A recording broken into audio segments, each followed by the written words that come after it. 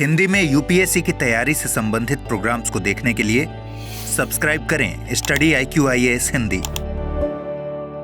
नमस्कार साथियों, मैं हूं डॉक्टर पंकज मिश्रा। सुबह उठ करके दूध खरीदने से लेकर शाम को ऑटो वाले को पेमेंट करने तक आपका हाथ चुपचाप मोबाइल तक पहुंचता है और आप उससे पूछते हैं, भैया QR कोड है क्या?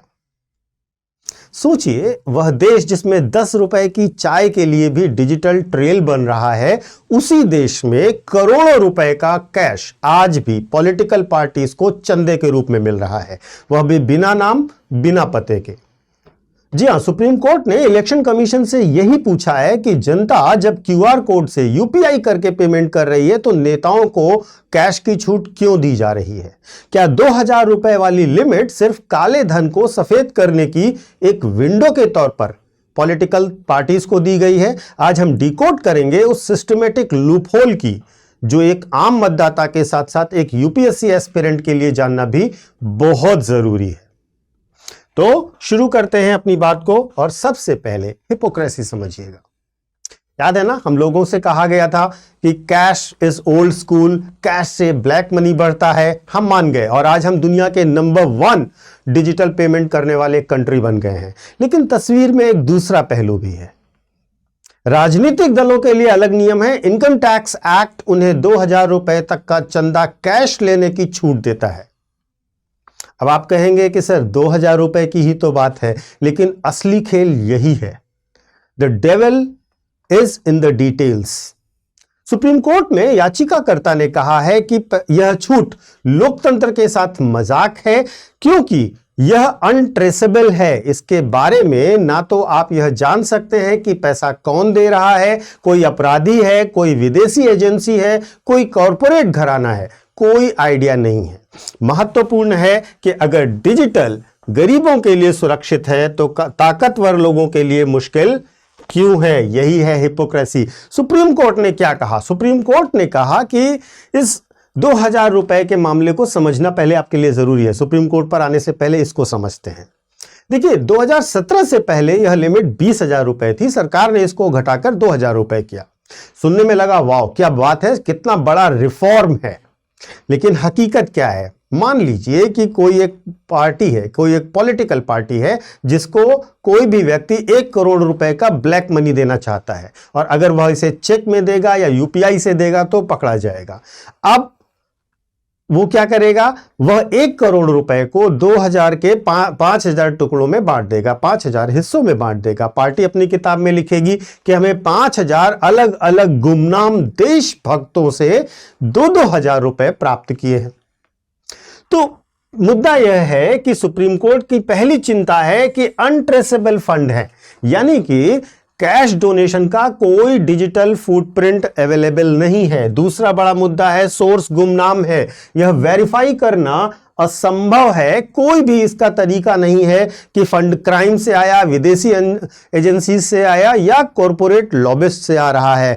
तीसरा, यह एक तरीके से पैरेलल इकोनॉमी को भी प्रमोट करता है, क्योंकि यह डेमोक्रेटिक प्रोसेस में काले धन के आने का बहुत क्लियर कट रास्ता बनाता है। तो परिणाम यह है कि करोड़ों का काला धन पार्टी फंड में आ गया और कानून की नजर में सब कुछ सफेद है। यही वो गणित है जिसको सुप्रीम कोर्ट एक सीरियस कंसर्न मान रहा है। अब यह चीज आपको भी समझ आ रही होगी कि किस तरीके से 1 करोड़ रुपए को भी अगर आप ब्लैक मनी में डोनेट करते हैं तो कितना आसान है। अब यह बात हवा में नहीं हो रही है। इस बात को समझने के लिए आपको डेटा समझना पड़ेगा, और डेटा की बात करेंगे तो हम ADR की बात करेंगे। ADR मतलब एसोसिएशन फॉर डेमोक्रेटिक रिफॉर्म्स।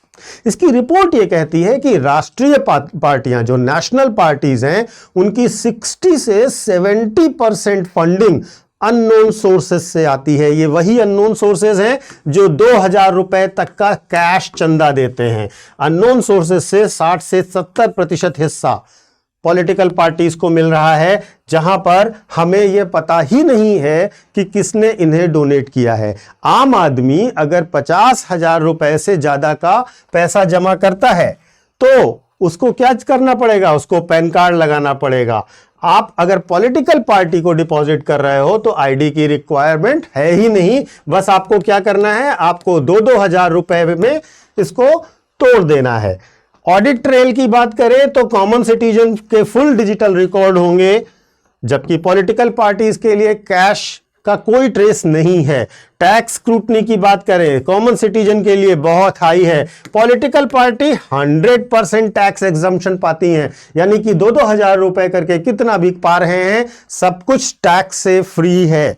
यहां पर बहुत इंपॉर्टेंट ट्रांसपेरेंसी की बात करें तो हाई विजिबिलिटी है कॉमन सिटीजन के लिए, लेकिन पॉलिटिकल पार्टी के लिए यह ओपेक है। यहां पर कोई भी विजिबिलिटी नहीं है, आपको पता नहीं चलेगा कि धन कहां से आया और किसने दिया। ध्यान रखिएगा, पॉलिसी कैप्चर वहीं से शुरू होता है जहां ट्रांसपेरेंसी खत्म होती है। जब फंडिंग ओपैक होती है तो गवर्नेंस ट्रांसपेरेंट हो ही नहीं सकती, क्योंकि हमें पता ही नहीं है फंड आ कहां से रहा है। तो सबसे बड़ा सवाल यह है कि इलेक्शन कमीशन ऑफ इंडिया क्या कर रहा है। इलेक्शन कमीशन ऑफ इंडिया पर सवाल उठना बहुत जरूरी और बहुत इंपॉर्टेंट है यहां पर, क्योंकि अनुच्छेद 324 भारत में फ्री और फेयर इलेक्शन करवाने की जिम्मेदारी देता है इलेक्शन कमीशन ऑफ इंडिया को।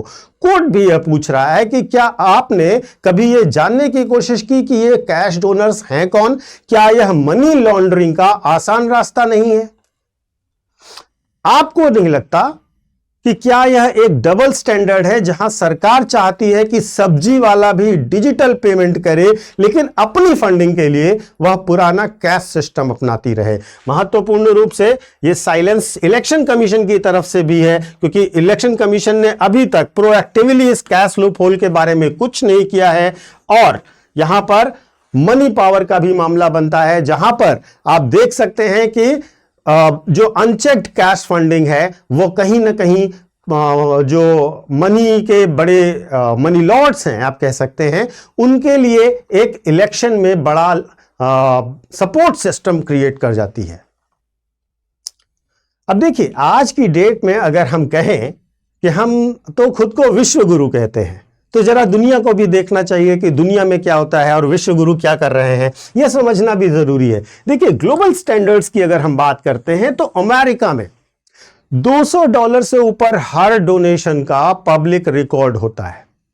फ्रांस में तो डिजिटल डोनेशन कैश डोनेशन पूरी तरीके से बंद है। यूके की अगर हम बात करें तो स्ट्रिक्ट ऑडिट और रिपोर्टिंग होती है, लेकिन भारत की अगर हम बात करें तो भारत में अभी भी 2,000 रुपए की पर्चियां कट रही हैं। पैसे की बात नहीं है, ये बात है कि यह पॉलिसी कैप्चर है। एक तरीके से जो पैसा देगा, नीतियां उसके हिसाब से बनेंगी और इसका फायदा वो बड़े बड़े धन्ना सेठ उठाएंगे जो पॉलिटिकल पार्टीज को बड़ा धन दे रहे हैं, और ये 2000 के फॉर्म में दे रहे हैं।